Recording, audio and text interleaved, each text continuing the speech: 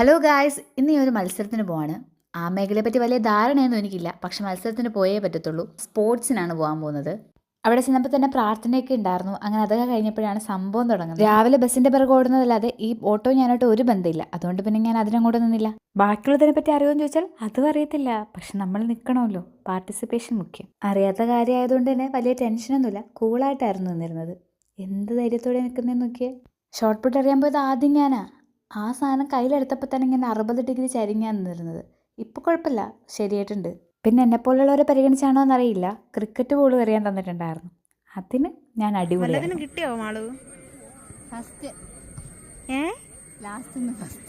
ആ പിന്നെ ഇവിടുത്തെ മെയിൻ ഐറ്റം ക്രിക്കറ്റ് ആയിരുന്നു. ഞങ്ങൾ നിന്നില്ലെങ്കിൽ എന്താ, ഞങ്ങളുടെ ചേട്ടന്മാരെ നല്ല രീതിക്ക് പ്രോത്സാഹിപ്പിച്ചു വിട്ടിട്ടുണ്ട്.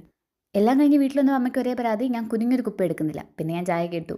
നാളെ എന്തായാലും കോളേജ് ലീവാണ്, അപ്പോൾ ഒരു സിനിമ ഉണ്ടല്ലോ. അപ്പോൾ സിനിമ കണ്ടിട്ട് ഇരുന്ന് തുടങ്ങാം. ബൈ.